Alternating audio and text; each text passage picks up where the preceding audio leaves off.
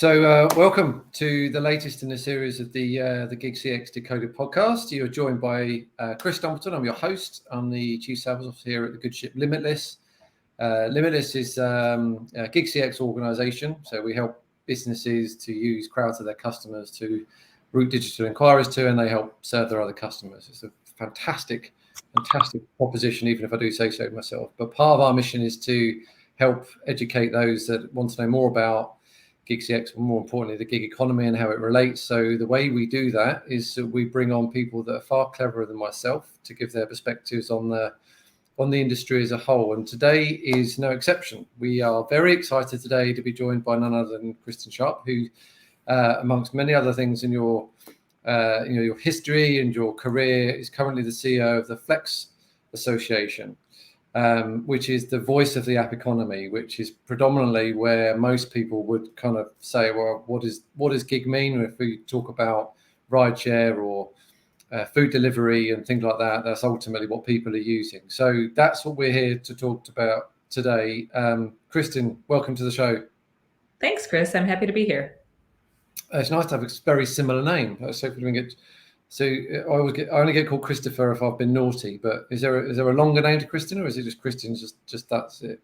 Nope, Kristin and I sometimes get shortened to Chris, but generally it's just Kristin.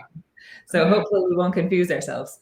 Yeah, okay, we'll keep it to Kristin. So, I mean, you've made your career out of the way that innovation changes the way that we work. Could you just give the listeners a bit of a history of you and how this is relevant for the conversation today? That'd be great.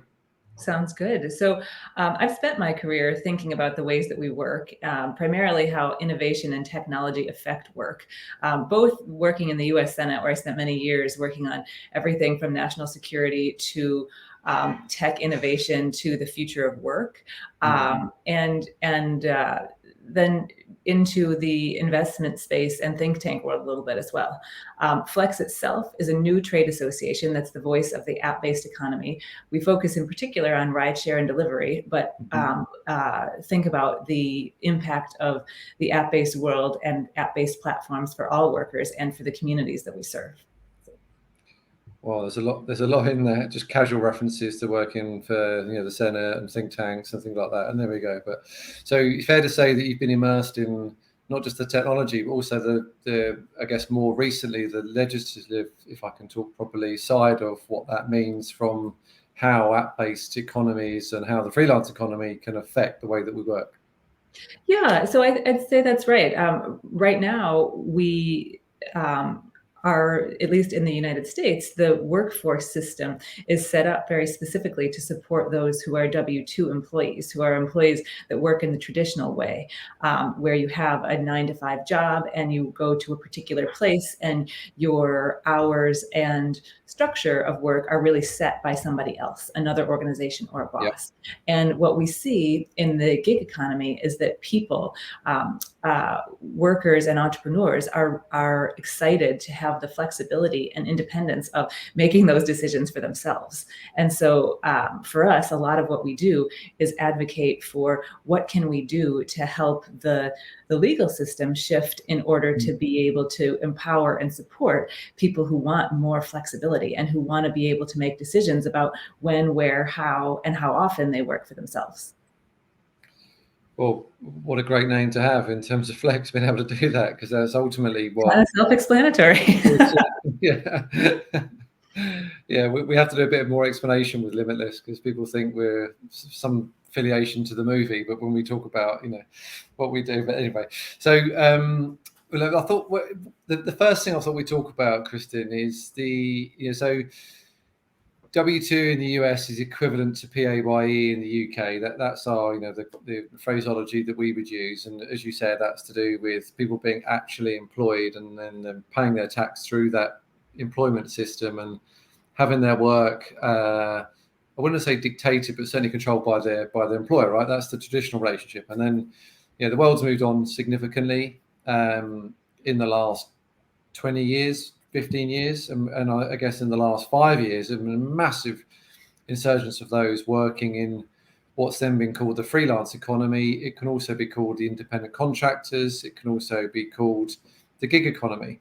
And the relationship that people have with them is first and foremost, often people are customers of them. So I would doubt anybody listening to this podcast have not had a, have taken a Lyft or an Uber or any other form of rideshare, or stayed in some form of Airbnb or equivalent, or had their food delivered to them by somebody on a bike on a Friday night when they can't be bothered to go out to a restaurant, right? So we're all users of this freelance economy, and that freelance economy is made up of principally people that need something and people that have got the ability to work on their own free will to make those two things happen. You've got somebody, let's say, for example, a restaurant who's making the food. You've got somebody who wants to eat the food, and the gig economy and the flex world comes in to bring those two things together.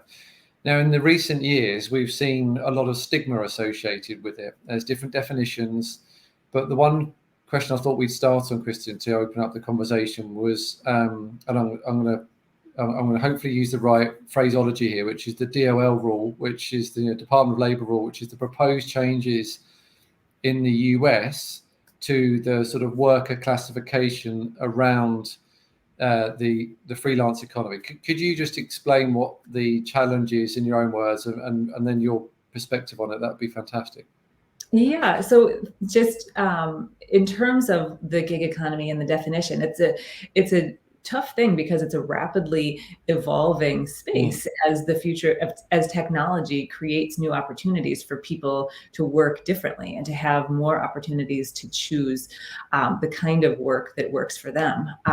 We think of it as the flex economy, and it's equivalent to the gig economy or the independent contracting economy in different ways. But we think that flexible work is there's a larger economy of people who have opted to be non-traditional workers. And that ranges from freelancers that are sort of in the traditional space of accountants or graphic designers or writers in some way, to sole proprietors of a business where they are connecting to clients and a client base through a platform. Those things combined, at least in the United States, are about 36% of the total workforce now. And worldwide, I think there's a similar set of people that have explored working in a non-traditional way.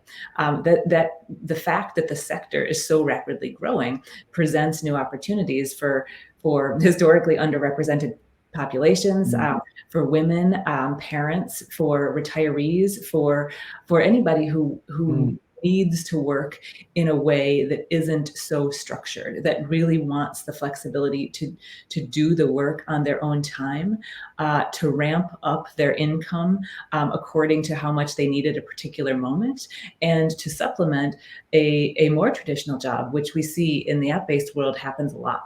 The Department of Labor proposed rule, the U.S. agency rulemaking process goes through sort of an initial rule that is proposed, and then there is the opportunity for anybody affected by that rule to comment and respond.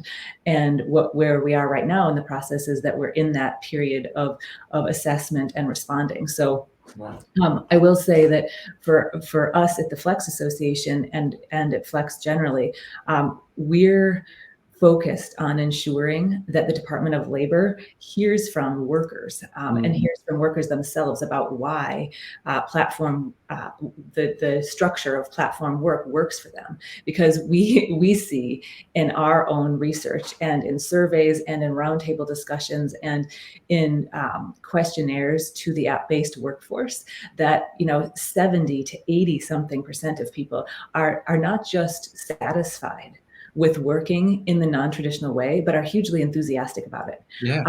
And they are hugely enthusiastic about it because of the flexibility and because of the ability to control their schedule and not just figure out when they want to work or have the ability to work in one city and then go visit another city and continue having access to clients and income in different ways, but also the ability to look at how much money they want to make and then jump on at particular times jump on in a, for particular segments that work around their schedule, and be able to sort of meet a particular financial goal when and how they want to. And that sense of control and agency is what I hear from workers over and over again. That is the thing that has revolutionized how they work in their life. And I really want the Department of Labor to know and hear from those independent contractors that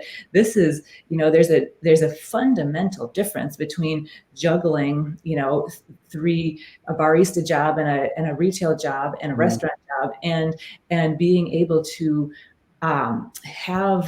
have the control of saying, like, I'd like to do it for 10 hours this week, and I'd like to do it for 15 next week. And, I'm a college student and I'm between exams, so I'm going to do it for 20 hours next week. And just that ability to scale is critical. And we see that over and over from workers. Yeah, there's so much good stuff in there. It reminded me of, it was about 3 years ago, there was a show in the UK called Panorama, and I've got quite a big question to ask you in a minute. I want to give it a bit of a build up, which is on this show. So this is a show where you've got a live audience, cross section of the community. You've got a panel of experts, people from the government and people that might represent certain parts of industry or whatever the major topic is. Then you got a host, and the topic of the show, it must have been 3 years ago. So it was autumn 2019, before the pandemic hit. And this was when there was a lot of publicity around the freelance economy and gig economies. And they just called it the gig economy because that was the buzzword of the day. And basically the panel made up of people from industry or from the government or anybody associated with places where they can federate and want to control. And everybody talked about the negative side of the flex economy, the abuse, the 0-hour contracts, the race to the bottom, the lack of care over people, and all these sorts of things. But the funny thing was, which is what you've mentioned, which is the high 70s, 80% of people that say, do you know, I really like this, was then what they then do is they pan to the audience, and the audience get handed around a mic, and these people putting their hands up, going, and they would go, well, I'm an Uber driver, and do you know what, I just really like working this way because I can do 15 hours this week, or I can do 10 hours next week, and that stuff. So it was this massive juxtaposition between what people were saying they wanted to do to give them the flexibility versus what those in authority were saying why they shouldn't be doing it. So my big question is, potentially putting my cynical hat on, is, do you think that these changes to DOL and everything like that, is it a case that they want to be able to put in more control fundamentally to do with actually providing protection to people, or is it another way they can collect taxes? I mean, I spent 10 years working as a government and as a public servant, and I have huge respect for public servants that have opted to serve the public in whatever capacity that they're serving it in. And I usually think, in both my personal interactions with them and in sort of seeing policies that come out, that the goal is helping people. And I think that in the Department of Labor and everywhere else that I've seen in the US government, the intentions are good. I think that in the case of the app-based economy, at least, there's often a fundamental misunderstanding of how the technology is used by people. Right. We see, for instance, that not just the Department of Labor, but US lawmakers in general sometimes think about the structure of app-based work in the same way that they thought about the old structure of work, where you were going to a place for a certain set amount of time, and because you're putting in the time, of course you should get the minimum wage that is based on a specific time-bound activity. Yeah. But what we see, in fact, is that the technology allows people to be working for 4 hours, for instance, but for 2 hours of that time, they're delivering people or food. And for 2 hours, they've jumped off the app because they're going to their child's dance recital, or because they're doing something that they have opted to do. And that flexibility is exactly why workers like it. I use the example of a dance recital because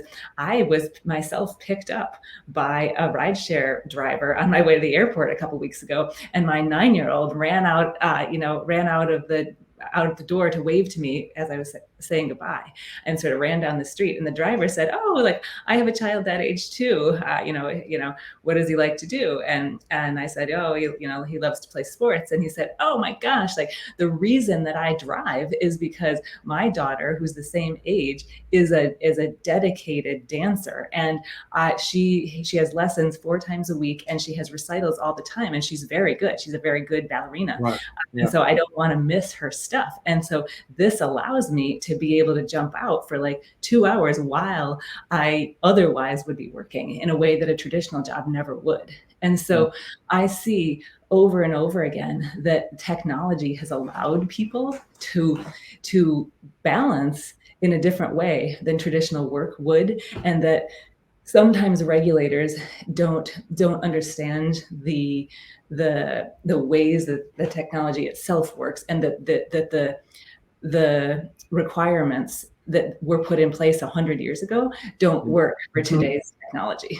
And we see just statistically and in our surveys of app-based workers that 50% of them, actually a little bit more than that, regularly have more than one app open at the same time. Right. So they're not working particularly for or with a particular platform. They're monitoring which platform is going to give them the best deal, and then going with that thing for the next 15 minutes, the next 20 minutes. But they're looking at the opportunity that the technology gives them to make choices about who they want to hire, who they want to partner with. So it isn't that people are working for a platform. It's that they're hiring a platform based on the cost benefit that they've done, because the technology allows them to do that. Right. And so they'll pick the ride that is going to pay the most or be the shortest or whatever factor they're thinking about. And that's not the same structure as the structure that we put in place 100 years ago. Absolutely. And we've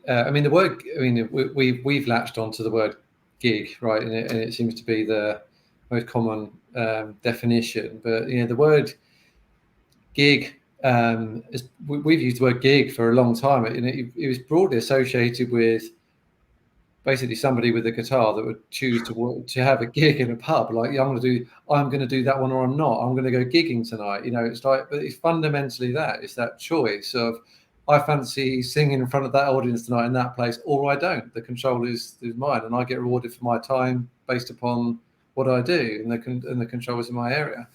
But we've seen a massive influx of, the kind of that concept working its way across various different industries, and it being more prolific in some. But the technology that underpins all that, and that app economy, and I completely agree, there's a lack of understanding around what those platforms are able to do. Yep. Could you expand a bit more about what the proposed changes are to do with in the DOL rule associated with, where is it becoming of a concern, and how do you relate that to the world of the apps? Because the apps, because it's technology, means you can put control in them. You can do things within them that can either be completely unregulated, or you can start to control people that work on the apps. How do you see that side of technology working alongside the potential changes the DOL rule proposes? Yeah, I mean, I think, again, some of that is still in flux as they're considering new changes for the rule, but primarily it's the expansion of what constitutes what factors constitute something that would count towards employment. Yeah. And for us, the thing that we really focus on is that flexibility and control and decision making remains with the person who's doing the work. And that's very different from traditional work, where that control remains with the employer. Yeah, we've as you can probably pick up, we spend a lot of time in this space, and in the UK it's slightly different in that we've got 3 worker classifications. You've got employed, freelance, and then this one that's called worker classification, which is this kind of hybrid in between. But we know that there's a lot of focus on, there's a number of kind of areas to do with dependency, about lack of substitution, about no penalisation, the ability to come in and out of work without you don't have to. So the more control you try to put on the person who's wanting to do the work, the more you start to potentially morph into that area where it could be classified as as a worker or W2, into that employment status. But from where we see there being the most angst at the moment is to do with the amount of time that people could work on the platform, because it's one of those things, if it looks and smells like something, it probably is something. So people are like, where they're working 40 hours a week on one platform and they're doing everything that kind of looks like full employment, but they're not classed as full employment, that's where there's a particular problem. But what the technology and the app industry is able to do is, of course, better control that. The apps don't have to, the apps can limit or certainly restrict the hours that people work. Do you see that as in the organizations that you represent? Do you see them doing that, as in trying to offer a level of restriction so that the people that work on the apps don't do full-time work, because it would just cause more issues down the line with worker classification? So the fundamental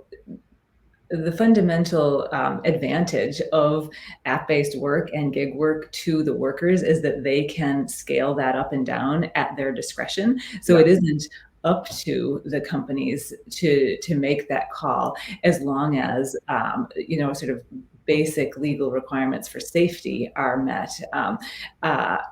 What we see in our own surveys of workers, we just did the first national exclusively app-based server study that had ever been done, and found that actually more than 80% of people who are doing app-based work are doing it for fewer than 20 hours per week, and over 60% are doing it for fewer than 10 hours per week. Most people are either doing it to supplement a traditional job, just because they need to make more money or they want to meet a particular financial goal, or they're doing it in a way where they otherwise wouldn't be in the workforce. They are parents who wouldn't otherwise be able to be in the workforce because they're working around a particular education or health need of a child.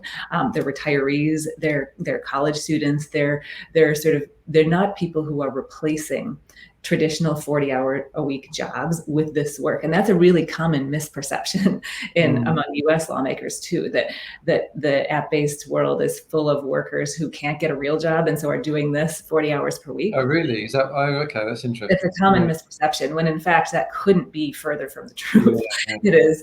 This economy is actually very favorable right now in the US to people who would like to find a traditional job. If you want, to work either full or part-time in a traditional, employer-employee based relationship, a W-2 job, like there's no shortage of them. Every restaurant, hotel, retail store in the US right now has a help wanted sign in the window. And nonetheless, people are flocking to this new way of working because it gives them a level of flexibility, independence, and control that they want and that works for their lives. And so it's really a fascinating thing to me to hear policymakers say, hey, no, we know best about what you want, when our workers are saying, no, like I know best what I want. Exactly it. Yeah, that's absolutely summarized it for me, which is this, people of authority that feel like we've got the answers, we're here to protection. People are like, we don't want that type of protection, and we're not looking we want to work in this way because it people are, as you say, they're fitting it around their lives. And we do a similar survey. I would love to get, if you're able to share some of the details in this survey. It sounds brilliant. Absolutely. I'll send it over to you after this. It's a public survey.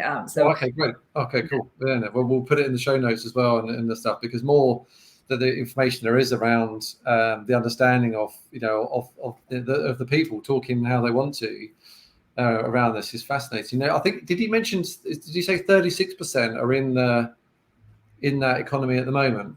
Well, that's a McKinsey statistic from a survey 2 or 3 years ago that said that 1 out of 3, a little bit more than 1 out of 3 Americans had done some kind of independent contracting work, and that and that counted everything from app-based work to traditional independent contractors to sole proprietors of a LLC or something like that. And I think it's probably grown even more now. What we find is that that there's a big and growing percentage of people in the United States, and particularly post-COVID, there are more and more people who have looked at what opportunities do new technologies, new ways of working, new thinking about the importance of flexibility and the importance of control give me. Yep, I completely agree. And I think do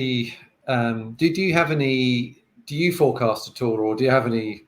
I'm going to ask you a crystal ball question in a minute, but specifically on that number, if it's 1 in 3, do you have a personal perception of what do you think that number is likely to be in, let's say, 3 years' time, 2025? Yeah, there are a number of surveys that have estimated that in the U.S. and potentially worldwide, that by 2030 or so, about 1 out of 2 people will have done independent contracting work in some way, and I see it at a much higher rate than that. I before COVID would ask, sort of rooms full of people all the time, how many people here have done some kind of app-based work or independent contracting work, as a consultant or something, and probably 75% of people said that they had. Wow. Yep, that's seems to That's be just my own anecdotal experience, though. Okay, so yeah, so somewhere between 36% and 75%, something like that. But basically, there's no shortage, and it's only ever going to increase. Is the takeaway? I appreciate that was already a crystal ball question, but the other one, which is where do you think this is going to go from a legislative? I can't say that word. You know the word I'm trying to say. From a legislative perspective, in the next sort of 2 to 3 years, how long do you think this consultation period will last, and what do you think the outcomes are likely to be? In the flex economy. Well, I hope where we get to is a recognition by lawmakers that one, people are enthusiastically embracing this way of working. That 2, there's a real need for it in the economy, and that it meets sort of a gap in both flexibility and in financial need.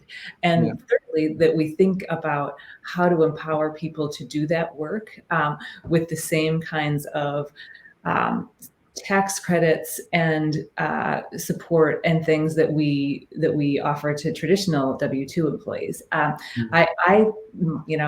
If it were my system to design, and I am trying to think about how I would suggest designing it, we'd have both systems. We'd have a way for people who want W-2 work and who want to work in a traditional way as an employee to do that kind of work easily and well. And we'd have people who want to work as independent contractors and app-based workers have a way to work easily and well. And that we would ensure that the financial opportunity and the sort of life control opportunity and flexibility is available to anybody who wants it.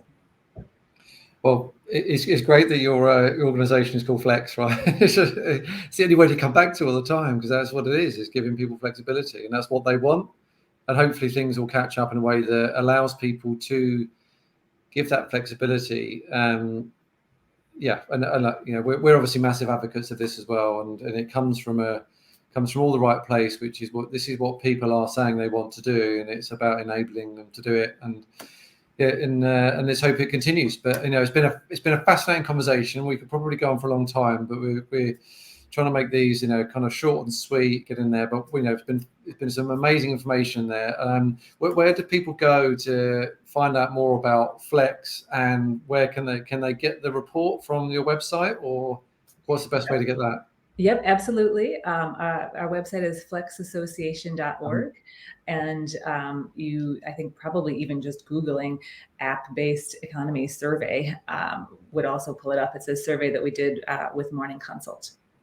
Great. Well, we'll be looking into that as well, and see if we can pick some items out. And hopefully next year, when we do our GigCX report, when we do our annual industry paper and all this, we can hopefully get your perspective in that. It'd be fascinating to have you involved. Sounds good. Thank you so much, Chris. I really appreciated the discussion and your advocacy around this work too. Brilliant. Well, likewise, I hope you have a wonderful rest of your day. I'm pretty much finished now on this rainy Friday afternoon in England, and I'll leave you to Washington, DC. Thank you, Kristin. Where it is sunny but cold. Thank you. Thank you. Bye.